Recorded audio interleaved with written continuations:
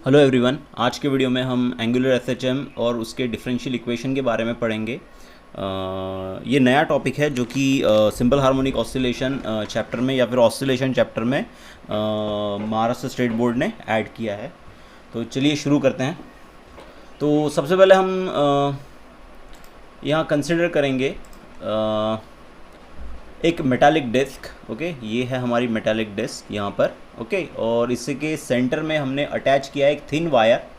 Okay, जिसको हमने connect किया है एक रिजिड सपोर्ट से। ओके, तो यहाँ पे दिया हुआ है कि consider a metallic disc attach centrally to a thin wire hanging from a rigid support. तो हमने यहाँ पे क्या कंसिडर किया है, एक मेटालिक डिस्क कंसिडर की है जिसको हमने कनेक्ट किया है मिडल से या इसके सेंटर से एक रिजिड सपोर्ट से। ओके, यहाँ से रिजिड सपोर्ट तक उसे कनेक्ट किया है through with the help of a thin wire. Okay, तो अब यहाँ पे क्या होगा, if the disc is slightly twisted from its axis along the wire and release, it perform rotational motion partly in clockwise and partly in anti-clockwise sense। इसका मतलब क्या हुआ कि ये जो हमारी डिस्क है यहाँ पर, okay that's our disc. Okay, इसे हमने सेंटर से क्या किया है, टाई किया है रिजिड सपोर्ट से। तो इसका जो एक्सिस ऑफ रोटेशन रहेगा इस डिस्क का, वो रहेगा इस स्ट्रिंग के अलॉन्ग। ओके, तो ये हो गया एक्सिस। ये ब्लू जो है, ब्लू कलर से जो हमने दिखाया है वो हो गया एक्सिस ऑफ रोटेशन हमारे इस डिस्क का।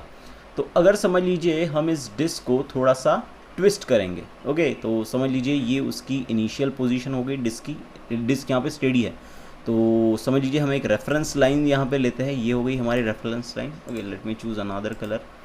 तो यहाँ पे ये हो गई समझ लीजिए हमारी रेफरेंस लाइन, और यहाँ पे हम रखते हैं 0। तो अगर आपने इस डिस्क को थोड़ा सा भी लेफ़्ट की तरफ या राइट की तरफ घुमाया, ओके, या इस डायरेक्शन में या फिर इस डायरेक्शन में घुमाया, तो आपकी जो डिस्क है वो थोड़ी सी इसकी पोजीशन चेंज होगी, वो ट्विस्ट होगी। ओके, तो समझ लीजिए हमने इस डायरेक्शन में घुमाया, इस डायरेक्शन में घुमाया, तो यहाँ पे हमारी जो डिस्क है वो मूव होगी थ्रू सर्टन एंगुलर डिस्प्लेसमेंट। तो वहाँ पे कुछ एंगुलर डिस्प्लेसमेंट हमें देखने को मिलेगा कुछ इस तरीके से। ये हो गई ओरिजिनल पोजीशन। ओके, और यहाँ पे समझ लीजिए हमने इसको रोटेट किया इस डायरेक्शन में इतने एंगल से।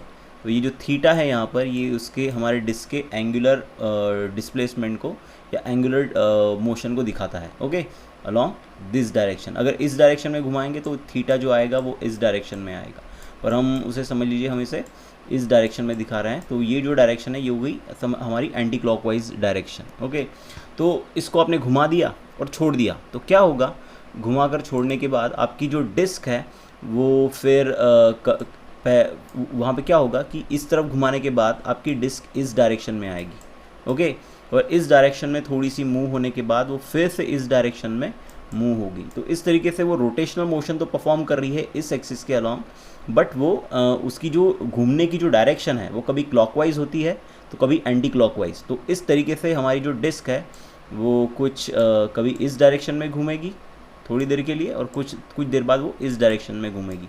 तो क्लॉकवाइज और एंटी क्लॉकवाइज डायरेक्शन। तो इस तरीके के ऑसिलेशन को हम टॉर्शनल ऑसिलेशन और या फिर एंगुलर ऑसिलेशन भी कहते हैं। ओके, तो such oscillation is called as angular oscillation और टॉर्शनल ऑसिलेशन। अब टॉर्शनल ऑसिलेशन इसलिए कहते हैं क्योंकि यहाँ पे हमारी जो बॉडी है, ये जो डिस्क है हमारी, ये रोटेट हो रही है। रोटेट होती है तो वहाँ पे टॉर्क लगना ही लगना है। ओके, तो यहाँ पे टॉर्क जो है लगेगा हमारे डिस्क के ऊपर। ओके, क्योंकि आप सभी को पता है टॉर्क वो फोर्स है जो बॉडीज़ को रोटेट करता है।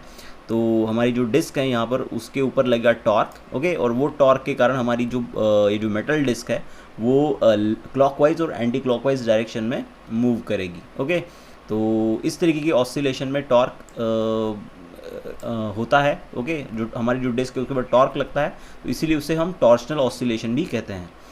Okay, next, the motion is govern by restoring torque. Okay, in a wire.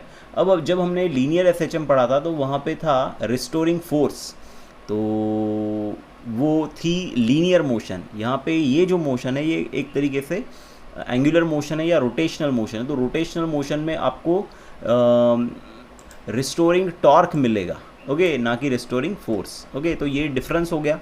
Okay, linear SHM और एंगुलर एसएचएम के बीच में, कि लीनियर एसएचएम में लगता है रिस्टोरिंग फोर्स और एंगुलर एसएचएम में लगता है रिस्टोरिंग टॉर्क। ओके, और ये रिस्टोरिंग टॉर्क प्रोड्यूस होता है हमारे वायर की ट्विस्ट के कारण। Okay okay, which is always opposite to the direction of angular displacement. तो यहाँ पे जो एंगुलर डिस्प्लेसमेंट की जो डायरेक्शन है, okay okay, let me draw for you. Okay, तो समझ लीजिए ये हमारी डिस्क हो गई। ओके, तो हमारी डिस्क की अगर एंगुलर मोशन अगर इस डायरेक्शन में है, ओके, तो डिस्प्लेसमेंट उसका इस डायरेक्शन में हुआ, लेकिन जो टॉर्क हमारी डिस्क के ऊपर लगेगा उसकी जो डायरेक्शन होगी वो इस डायरेक्शन में रहेगी। ओके, तो जितना ज़्यादा एंगुलर डिस्प्लेसमेंट होगा हमारी डिस्क का, ओके, तो ये होगी हमारी डिस्क। तो जितना ज़्यादा हमारे डिस्क का एंगुलर डिस्प्लेसमेंट होगा उतना ज़्यादा हमारे जो मेटालिक्स ये जो स्ट्रिंग है ये ट्विस्ट होगा। जितना ज़्यादा ये ट्विस्ट होगा उतना ज़्यादा वहाँ पर रोटेशन, वहाँ पे रिस्टोरिंग टॉर्क बनेगा। तो यहाँ पे जितना ज़्यादा डिस्प्लेसमेंट, ओके, उतना ज़्यादा हमारा रिस्टोरिंग टॉर्क बनेगा। तो टॉर्क और जो हमारा डिस्प्लेसमेंट है, एंगुलर डिस्प्लेसमेंट, वो रिस्टोरिंग टॉर्क और जो एंगुलर डिस्प्लेसमेंट है वो एक दूसरे को डायरेक्टली प्रोपोर्शनल है, पर दोनों की डायरेक्शन अपोजिट है। ओके, बस वही यहाँ पे दिया हुआ है कि नेक्स्ट लाइन में कि जो मैग्नीट्यूड है हमारे रिस्टोरिंग टॉर्क का वो प्रोपोर्शनल रहेगा हमारे एंगुलर डिस्प्लेसमेंट को। Okay, corresponding angular displacement. Okay, तो इसी के कारण बोल दीजिए कि यहाँ पे जो भी फिजिकल क्वांटिटी इन्वॉल्व है इस पर्टिकुलर फिनोमिना में, टॉर्शनल ऑसिलेशन में, वो सारी फिजिकल क्वांटिटी हमने रोटेशनल मोशन या फिर सर्कुलर मोशन में पढ़ी है। And all the physical quantities are angular physical quantities like torque, angular displacement, angular velocity, angular acceleration. Okay, तो इसी के कारण हम इस मोशन को या फिर इस तरीके के ऑसिलेशन को एंगुलर एसएचएम कहते हैं। ओके, तो ये हो गया एंगुलर एसएचएम के बारे में। अब हमने जो भी पढ़ा कि हमने देखा कि हमारा जो एंगुलर डिस्प्लेसमेंट है ये डायरेक्टली प्रोपोर्शनल है हमारे टॉर्क को, ओके, रिस्टोरिंग टॉर्क को, और दोनों की जो डायरेक्शन है वो है अपोजिट। तो बस हमने उसी को लिखा है यहाँ पर। यहाँ पे जो टॉ है वो है हमारा टॉर्क और थीटा है यहाँ पे एंगुलर डिस्प्लेसमेंट। तो ये दोनों एक दूसरे को डायरेक्टली प्रोपोर्शनल रहेंगे, पर दोनों की डायरेक्शन अपोजिट होने के कारण यहाँ पे नेगेटिव साइन आएगा। ओके ओके, बस तो हम यहाँ से प्रोपोर्शनलिटी का साइन को अगर हटाएंगे तो यहाँ पे आएगा इज इक्वल्स टू कॉन्स्टेंट, और वो कॉन्स्टेंट है सी। ओके, तो हम इस फॉर्मूले को, हमारे इक्वेशन को थोड़ा सा एडजस्ट करेंगे तो हमें यहाँ मिलेगा c is equals to minus tau upon theta. Okay, यहाँ पे इक्वेशन 1 बहुत इंपॉर्टेंट है। जिस तरीके से हमारा इक्वेशन था f is equals to linear SHM में माइनस के एक्स, ओके, उसी तरीके से एंगुलर एसएचएम में हमारा जो इक्वेशन है वो रहता है tau is equals to minus C theta. तो ये भी डिफरेंस हो गया दोनों के बीच में कि दोनों का फॉर्मूला अलग है, एंगुलर एसएचएम और लीनियर एसएचएम में। तो ये हो गया दूसरा डिफरेंस। उसके बाद यहाँ c है, हमने इस फॉर्मूले को रीअरेंज किया और c इज इक्वल्स टू हमें मिला माइनस टॉ अपॉन थीटा। तो हम इसे मैग्नीट्यूड के फॉर्म में लिखेंगे तो यहाँ पे से माइनस साइन चला जाएगा, तो c इज इक्वल्स टू आएगा टॉ अपॉन थीटा।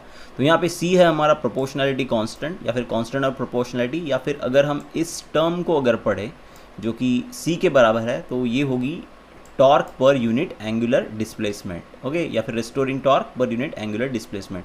तो सी को हम कुछ इस तरीके से भी पढ़ सकते हैं कि सी कुछ और न होते हुए क्या है, it is nothing but a restoring torque पर यूनिट एंगुलर डिस्प्लेसमेंट। ओके, तो ये चीज़ आपको ध्यान में रखनी है। ये हो गया हमारा एंगुलर एफएचएम के बारे में।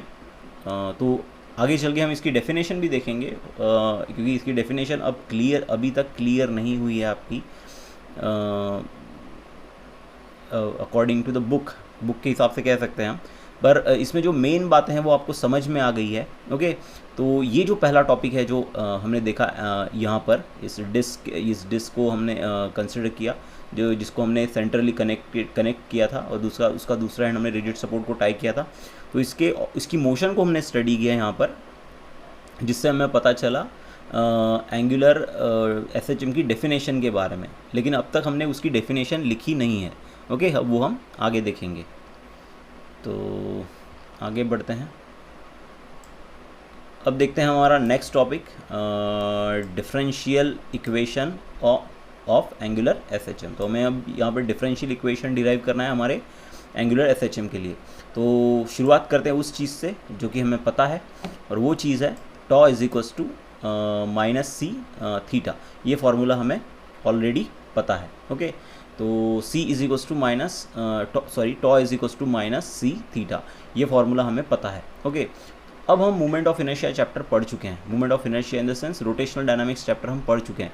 रोटेशनल डायनामिक्स में हमने एक फार्मूला पढ़ा था जो कि था torque acting on a body is equals to its movement of inertia multiplied by angular acceleration. तो ये फार्मूला हमने वहाँ पे डिराइव किया था हमारे रोटेशनल डायनामिक्स चैप्टर में।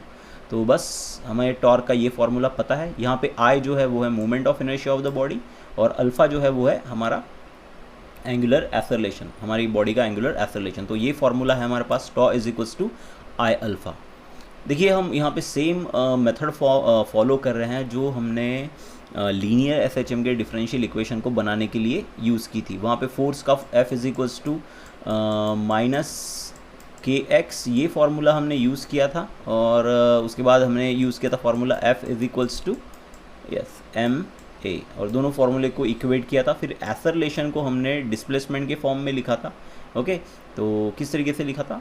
सेम हमने वहाँ लिखा था एक्सेलरेशन, अगर आपको याद हो, acceleration is equals to dv by dt, और v के जगह हमने लिखा था वहाँ पर dx बाय dt, और वहाँ पे हमारा जो फार्मूला आया था हमारे एक्सेलरेशन का वो आया था d square x by dt square. बस यही इसी तरीके से हमें इस यहाँ पे भी एंगुलर एक्सेलरेशन का फार्मूला फाइंड करना है, जिस तरीके से हमने लीनियर SHM में लीनियर एक्सेलरेशन का फार्मूला फाइंड किया था। तो यहाँ पे अल्फ़ा है हमारा एंगुलर एक्सेलरेशन, और आप सभी को पता है अल्फ़ा इज इक्वल्स टू होता है d omega by dt, that is nothing but change in angular acceleration with respect to time. अब ओमेगा का फॉर्मूला हमें पता है जो कि है d theta by D t, that is nothing but change in angular displacement upon time. Okay, तो बस यहाँ पे d इंटू डी हो जाएगा डी स्क्वायर, और t इंटू डी टी हो जाएगा d T square. So alpha is equals to यहाँ पे आएगा हमारा D square theta by D T square. तो अल्फ़ा इज इक्वल्स टू होगा D square, okay let me write it properly. So हमारा alpha हो जाएगा D square theta by D T square. Okay, D square theta by D T square, और बस हमने इसी alpha को पुट करना है हमारे इस ऊपर वाले इक्वेशन में। तो हमें टॉ का फॉर्मूला मिलेगा tau is equals to I into d square theta by D T square. अब ये हो गया हमारा इक्वेशन नंबर 2। तो ये भी हो गया टॉर्क का फार्मूला, और ये भी जो फार्मूला है इक्वेशन 1, ये भी टॉर्क का फार्मूला है। तो इन दोनों फार्मूले को हम इक्वेट करेंगे। इसकी लेफ्ट हैंड साइड सेम है तो राइट हैंड साइड को इक्वेट करेंगे, तो हमारा जो इक्वेशन आएगा वो कुछ इस तरीके से आएगा, minus C theta is equals to I d square theta by D t. अब हमें क्या करना है, माइनस सी थीटा को इस तरफ लेके जाना है। ओके, तो हमारा जो फार्मूला बनेगा कुछ इस तरीके से आएगा, I d square theta by D T square plus c theta is equals to 0। तो आप देख सकते हैं कि ये जो इक्वेशन है, ओके, ये है एक तरीके का डिफरेंशियल इक्वेशन जो कि हमने यहाँ पे थीटा के फॉर्म में दिख रहा है, थीटा। ओके, और यहाँ पे जो डिफरेंशिएबल टर्म है वो है थीटा, और हमने जिससे डिफरेंशिएट किया है वो है टाइम। तो ये हो गया, ये जो इक्वेशन 3 है ये है हमारा differential equation for angular SHM। तो बहुत आसान है, सेम उसी मेथड को हमने फॉलो किया है यहाँ पर जो हमने लीनियर SHM में फॉलो की थी। तो अब यहाँ पे आपको डिफरेंशियल इक्वेशन जो है वहाँ पे हमारा डिफरेंशियल इक्वेशन कुछ थोड़ा अलग तरीके से आया था, पर वहाँ पे था हमारा डी एक्स स्क्वायर। ओके, तो यहाँ पे था हमारा m D x square, sorry हमारा जो इक्वेशन था लीनियर SHM में वो आया था m D square X by D T square, okay, plus K x, okay, is equals to zero. तो ये डिफरेंशियल इक्वेशन था लीनियर एसएचएम में। तो ये दोनों भी डिफरेंस के इसमें आप लिख सकते हैं कि differential equation of angular linear SHM is this one and differential equation of angular SHM is this one.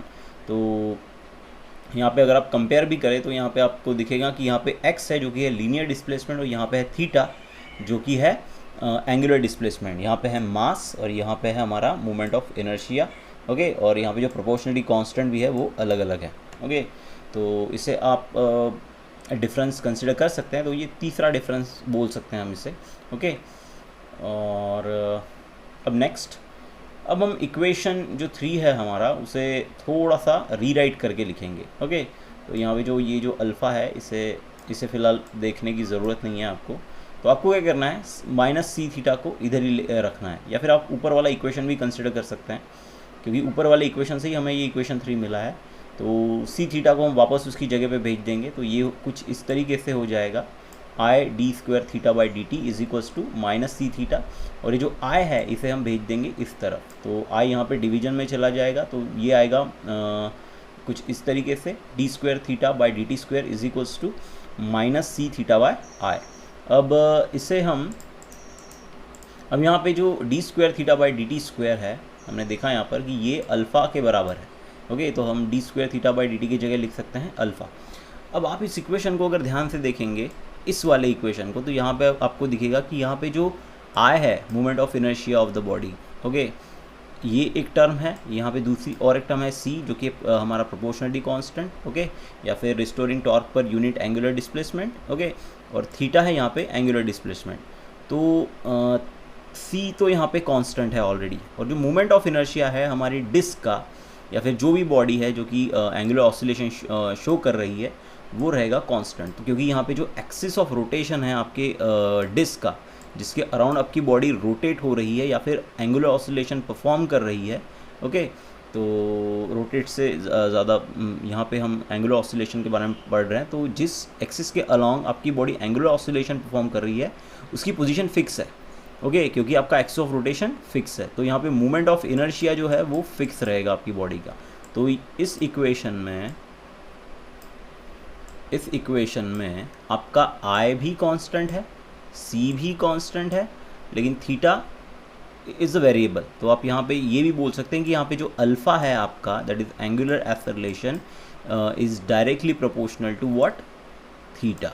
वो डायरेक्टली प्रोपोर्शनल रहेगा हमारे, is directly proportional to theta, और दोनों की जो डायरेक्शन है वो रहेगी अपोजिट। तो सेम जैसे हमने लीनियर एसएचएम में देखा था कि वहाँ पे जो लीनियर एक्सेलरेशन था, ओके, एक्सेलरेशन वो डायरेक्टली प्रोपोर्शनल था हमारे डिस्प्लेसमेंट को, ओके, या फिर हम रिस्टोरिंग फोर्स की बात भी कर सकते हैं, ओके, और दोनों की जो डायरेक्शन थी वो अपोजिट थी। सेम एंगुलर ऑसिलेशन में जिस तरीके से टॉर्क आपका डायरेक्टली प्रोपोर्शनल रहता है एक्सेलरेशन को, उसी तरीके से एंगुलर एक्सेलरेशन ये डायरेक्टली प्रोपोर्शनल रहता है आपके एंगुलर डिस्प्लेसमेंट को, दोनों की डायरेक्शन होती है अपोजिट। ओके, तो अब आपकी डेफिनेशन काफ़ी हद तक क्लियर हो गई है। ओके, बस अब हम उसकी डेफिनेशन को देखेंगे, एंगुलर ऑसिलेशन की डेफिनेशन को हम देखेंगे, या फिर एंगुलर एसएचएम की। ओके, तो बस जो डिस्क्रिप्शन मैंने आपको बताया बस वही यहाँ पे लिखा हुआ है।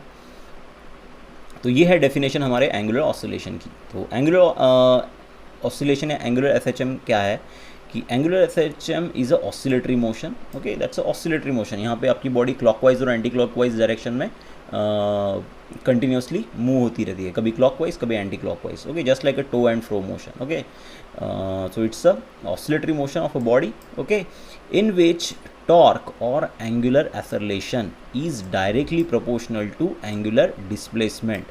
तो जो भी तो क्या होता है यहाँ पर कि हमारा जो एंगुलर एसएचएम है वो क्या है, एक ऑसिलेटरी मोशन है बॉडी की, जिसमें जो टॉर्क की बॉडी के ऊपर एक्ट हो रहा है या फिर एंगुलर एक्सेलरेशन, ये दोनों जो है ये डायरेक्टली प्रोपोर्शनल रहता है हमारे एंगुलर डिस्प्लेसमेंट को। और जो डायरेक्शन होती है हमारे टॉर्क की, and its direction is opposite to that of angular displacement. जो डायरेक्शन होती है हमारे टॉर्क और एंगुलर एक्सेलरेशन की वो अपोजिट होती है हमारे एंगुलर डिस्प्लेसमेंट के। So that's the definition of what, that's the definition of angular SHM. अब एक नोट यहाँ पे हम देखेंगे, इट्स वेरी इजी। ये चीज़ हम हमारी क्लासरूम में डिराइव कर चुके हैं कि हमें टाइम पीरियड का फॉर्मूला हमने चेक किया था कि जो भी हमारा जो ऑसिलेशन था वहाँ पर जो लीनियर ऑसिलेशन था या फिर लीनियर सेचन था, वहाँ पे हमने प्रूव किया था कि हमारा जो पार्टिकल है उसका जो भी टाइम पीरियड लगता है उसको एक ऑसिलेशन कंप्लीट करने में, वो होता है t = 2π/ओमेगा के। ओके, और उसके ज़रिए हमने वहाँ पर ओमेगा की वैल्यू फाइंड की थी। ओके, जो कि वहाँ पे आई थी acceleration per unit displacement. Okay, that is और nothing but linear acceleration per unit displacement. If you remember, वो फार्मूला कुछ इस तरीके से आया था हमारा कि t हमने वहाँ पे फार्मूला बनाया था 2π अपॉन, यहाँ पे आया था हमारा अंडर रूट में एक्सेलरेशन। ओके, एक्सेलरेशन पर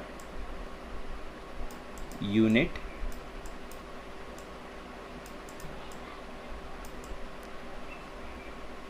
डिस्प्लेसमेंट। ओके, कुछ इस तरीके से फॉर्मूला आया था। तो सेम उसी एनालॉजी को यूज़ करके हमने यहाँ पे एंगुलर एक्सेलरेशन के उसी एनालॉजी को यूज़ करते जो हमने यूज़ की थी लीनियर एसएचएम में, उसी एनालॉजी को यूज़ कर रहे हैं हम एंगुलर एक्सेलरेशन में। और हमारा जो फॉर्मूला आएगा यहाँ पर टाइम पीरियड का, वो आएगा t = 2π upon angular acceleration per unit angular displacement. Okay, so you have to remember this thing कि वहाँ पे यहाँ पे जो क्वांटिटीज़ हैं वो चेंज हो गई है। वहाँ पे था लीनियर एक्सेलरेशन, यहाँ पे एंगुलर एक्सेलरेशन, वहाँ पे था लीनियर डिस्प्लेसमेंट, यहाँ पे है एंगुलर डिस्प्लेसमेंट। दोनों के बीच में ये एक तरीके से डिफरेंस ही है। ओके, तो टाइम पीरियड के फॉर्मूले में भी यहाँ पर एंगुलर फिजिकल क्वांटिटीज़ आई है। तो इस तरीके से ये हो गया differential equation of angular SHM, और साथ में हमने एंगुलर एसएचएम की डेफिनेशन भी पढ़ी। ओके, तो दैट्स इट फॉर टुडे। और आपका होमवर्क है कि आपको डिफरेंस लिखना है लीनियर एसएचएम और एंगुलर एसएचएम के बीच का।